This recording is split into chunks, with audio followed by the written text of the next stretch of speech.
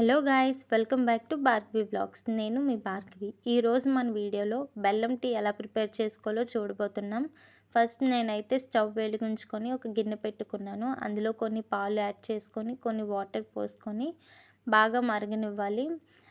మనం ఇందులో main ingredients ఏం యాడ్ చేస్తున్నామంటే మిరియాల పొడి, యాలకుల పొడి, అలానే బెల్లం, అల్లం అన్నమాట.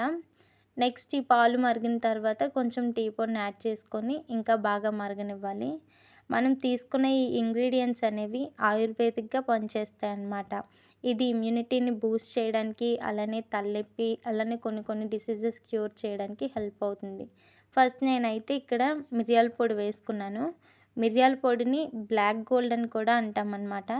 ఇది ఇందులో ఎక్కువగా మెగ్నీషియం, అలానే iron, potassium, vitamin C, vitamin K, fibre వంటి పోషకాలు అనేవి ఇందులో చాలా ఎక్కువగా ఉంటాయి. నెక్స్ట్ మన ఇంగ్రీడియంట్ యాలకులు. యాలకులు వేసుకోవడం ద్వారా ఇది అరుగుదలని మెరుగుపరుస్తుంది, అలానే బీపీని కంట్రోల్ చేస్తుంది, ఉబ్బరం, గ్యాస్ సమస్యలను కూడా తగ్గిస్తుంది. నెక్స్ట్ నేనైతే బెల్లం చితక కొట్టుకొని బెల్లం వేసుకున్నాను.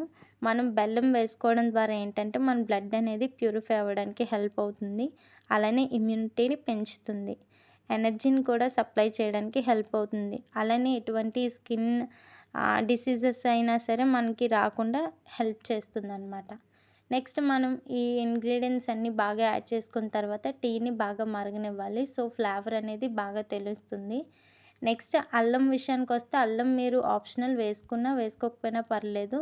అల్లం వేసుకోవడం ద్వారా ఏంటంటే జలుబు, గొంతు నొప్పి, వికారం, తిమ్ముర్లు, వాంతులు ఇలాంటివన్నిటిని మనం తగ్గించడానికి హెల్ప్ అవుతుంది.